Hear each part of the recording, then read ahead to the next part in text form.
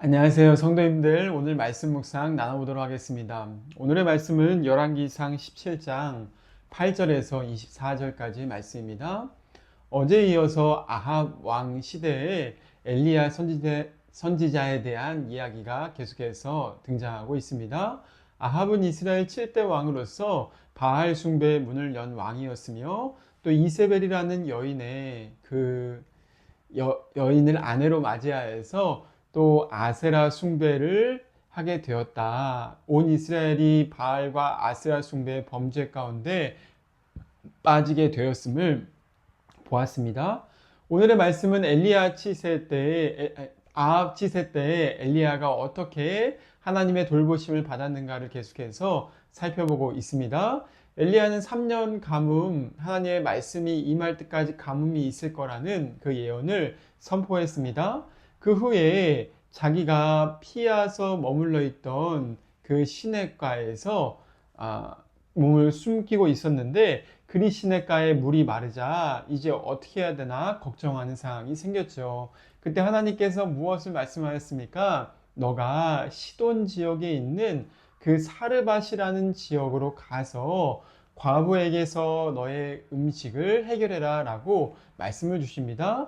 하나님께서 이미 한 과부를 예비해 두시고 그를 통해서 음식을 먹일 것을 명령하셨다라고 약속하시죠. 엘리야는 그 말씀을 믿고 나서 시돈 땅의 사르밧으로 여행을 떠나게 됩니다. 온 이스라엘 가운데 자기가 지명수배를 당하고 또 자기의 목숨이 위협받는 상황 가운데서 시돈으로 피하는 것입니다. 시돈 지역은 알다시피 어느 지역입니까? 바로 이세벨의 고향, 바로 바알 숭배가 있는 지역입니다.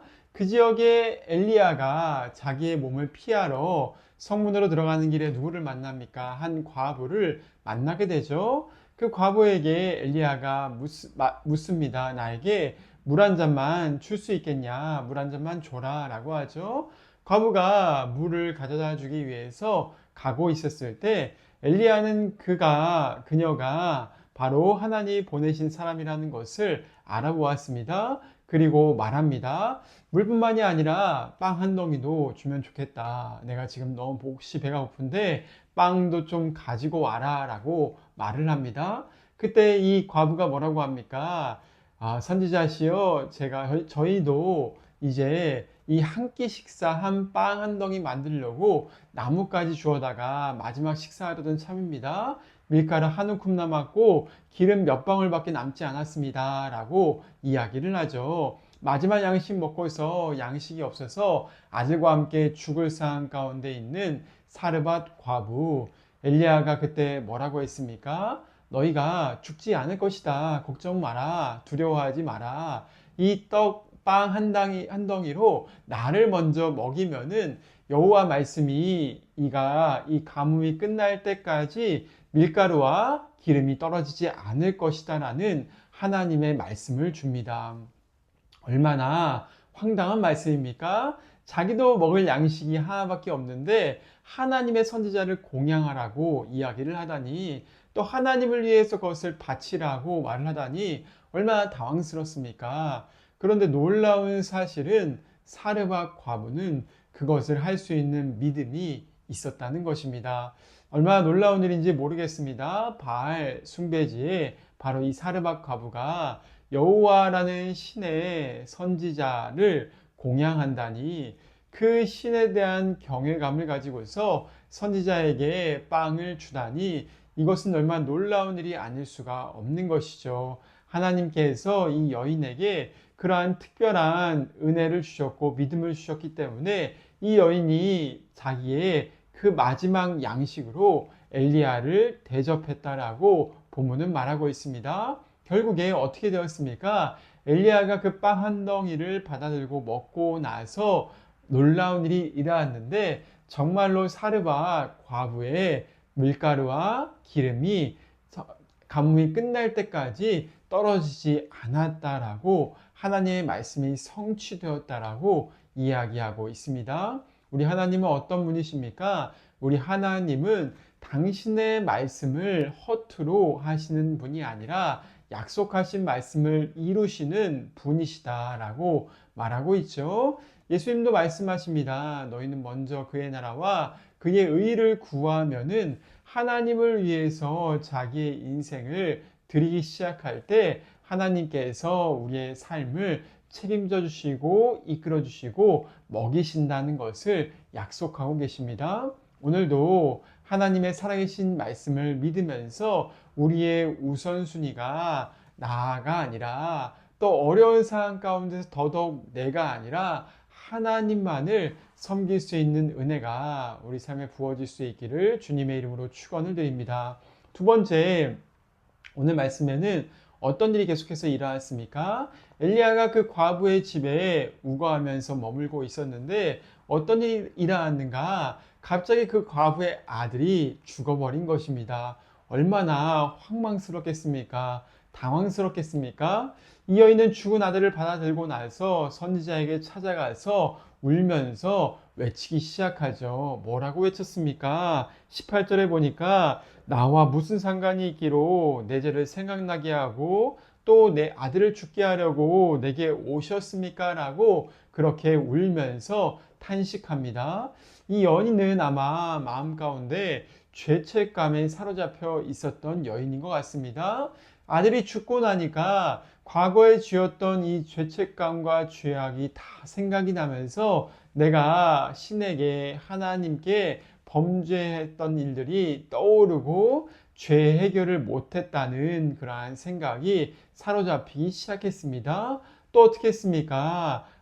선지자에게 따지기를 내 아들을 죽게 하려고 왜 오셨습니까? 너무 거룩한 하나님을 데리고 와서 왜 내 아들을 죽게 하십니까? 라고 하나님에 대한 원망을 토로하고 있는 것이죠.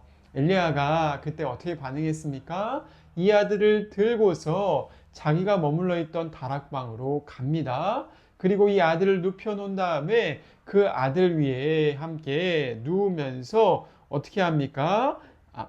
아들을 다락방에 침상에 누운 다음에 어떻게 합니까? 여호와께 부르짖으면서 기도하기 시작하죠. 21절 말씀 가운데 아이의 위에 몸을 3번 펴서 엎드려서 기도합니다. 내 하나님 여호와여 이 아이의 혼을 다시 한번 돌아오게 하여 주시옵소서라고 3번을 기도하는 것을 볼 수가 있습니다. 결과는 어떻게 되었습니까? 정말로 이 아이의 혼이 돌아와서 다시 살아나게 되었다. 그 죽었던 아이가 부활하게 되었다는 것을 일러주고 있습니다. 하나님은 어떤 분이셨는가? 하나님은 죽음 가운데 있는 영혼을 다시 살릴 수 있으신 분이신 것을 엘리야를 통해 나타내셨습니다. 그리고 나서 사르밧 과부가 어떻게 신앙 고백을 했습니까? 24절 말씀 가운데 보니까 내가 이제야 당신은 하나님의 사람이고 당신의 입에 있는 여호와의 말씀이 진실한 줄을 알겠습니다 라고 고백하면서 하나님에 대한 여호와 하나님에 대한 신앙을 그때서야 고백하게 되었다는 것입니다. 사르밧 과부는 기적, 다시의 양식이 떨어지지 않는 기적을 보고도 여호와 하나님을 진실로 섬기지 못했지만은 이제는 어떻습니까? 죽었다 살아난 아들을 보고 나서 진짜 이 여호와 하나님이 참 신이구나, 생사화복을 결정하는 유일한 신이구나라는 것을 인정하게 되었다는 것입니다. 그녀는 정말 이제 하나님 여호와 앞에 무릎 꿇고 그분을 경외하게 되었으며 바알 숭배를 그치게 되었을 것입니다. 하나님은 결국 이러한 어려운 사건, 아들이 떠나간 사건을 통하여서 오히려 사르밧 과부의 믿음을 나타내시며 하나님의 살아계심을 그에게 보여주셨다는 것을 일러주는 것이죠. 우리의 삶 가운데도 마찬가지입니다. 고난 가운데 있을 때에 하나님의 살아계심이 우리 가운데 나타날 수 있다. 하나님은 우리에게 고난과 죽음의 역경을 통하여서 당신의 살아계심을 보일 수 있으시다는 것을 일러주고 있습니다. 예수님도 이 땅 가운데 계실 때에 오병이어로 수많은 사람들을 먹이시고 그분 자신이 십자가에 죽으신 다음에 부활하시지 않으셨습니까? 그분이 이 땅에 있는 기적들과 자기의 신이 죽음과 부활을 통하여서 보여주신 것이 무엇입니까? 당신 자신이 참 하나님의 아들이시라는 것을 보여주신 것입니다. 우리의 신앙도 마찬가지로 어디에 있습니까? 이 예수님을 믿는 믿음에 우리의 신앙이 있는 것입니다. 우리의 신앙은 주님께서 우리를 돌보시는 것뿐만이 아니라 우리의 죄를 위해 죽으셨고 우리의 죄를 위해 살아나셨으며 우리의 의가 되시는 예수님을 믿는 것에 참 신앙이 일어날 수 있습니다. 우리 영혼은 알다시피 죽은 영혼이라 성경이 말하고 있습니다. 죄 가운데 허물 가운데 죽은 영혼, 이것이 살아가는 방법은 한 가지, 바로 죄 없으신 하나님의 아들께서 우리를 살려주시는 길이시죠. 그분이 우리의 죄 때문에 십자가에 죽으시고 부활하심을 통하여서 우리의 죄가 많은 영혼, 죄책감과 고통과 하나님을 향한 그 두려움과 벌 받은 게 아닌가라는 그러한 마음이 해결되어야만 합니다. 어떻게 해결될 수가 있나? 오직 예수 그리스도의 십자가의 은혜를 통해서 그 모든 것들이 해결받을 수 있다는 것이죠. 이제 예수님은 우리의 죄 때문에 십자가에 죽으셨고 죄를 해결하셔서 부활하신 의가 되셔서 새로운 생명의 부활이 되셔서 우리의 삶을 다시 한번 새롭게 하시는 메시아 구원자라고 말씀하고 계십니다. 우리의 믿음은 바로 이 살아계신 하나님의 아들 예수님께 있는 것이죠. 우리가 예수님을 온전히 붙들고 믿을 때 하나님은 더 이상 우리를 정죄하시는 분이 아니라 우리 생명을 회복시키시고 영혼을 살리시고 우리 삶을 생명으로 가득한 삶으로 이끌어 나가신다 약속하시는 것입니다. 오늘도 영적인 어둠 가운데 엘리야가 행했던 기적, 엘리야를 통하여서 오히려 바알 숭배자들이 회심했던 기적, 이것은 무엇을 보여줍니까? 영적인 어둠 속에서도 하나님은 여전히 일하신다는 것입니다. 영적인 캄캄함과 어둠의 바알 숭배와 우상 숭배 현장 가운데서도 하나님은 당신의 백성들을 사랑하시고 구원하신다는 것입니다. 하나님은 오늘도 우리를 향한 사랑을 포기치 않으시며 어두운 현실 가운데서 우리를 구원하시는 참 하나님, 살아계신 하나님, 능력의 주님이십니다. 이스라엘에게만 그런 것이 아니라 오늘 우리의 인생에도 동일한 역사로 일하실 주님을 바라볼 수 있기를 바랍니다. 그럴 때 우리의 삶이 이 살아계시는 생명의 주님과 동행함으로 승리하는 은혜가 넘쳐날 줄로 믿습니다. 그런 은혜 가운데 하루를 사랑하시기를 주님의 이름으로 소원합니다. 함께 기도하시겠습니다. 하나님 아버지 감사합니다. 오늘도 함께 엘리야의 말씀을 통하여서 다시 한번 주님 앞에 기도하여 나아갑니다. 하나님 우리가 정말 주님의 말씀을 믿게 하여 주시옵소서. 우리의 삶의 부족함과 연약함들을 돌보시며 우리의 삶에 필요한 모든 것들을 아시고 돌보시는 주님만을 신뢰하며 나아갑니다. 하나님 우리의 인생을 먹이시는 그분을 신뢰하고 먼저 그의 나라와 의를 구하면서 오늘도 우리의 삶이 이끌리는 것을 경험하게 하여 주시옵소서.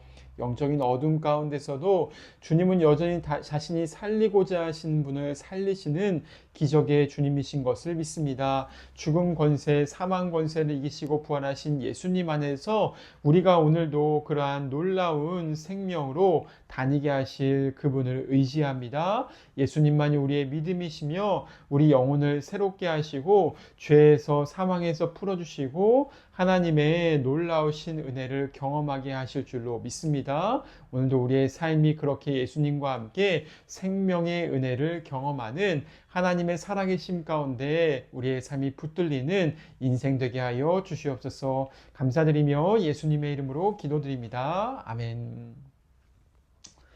오늘 하루도 평안하세요.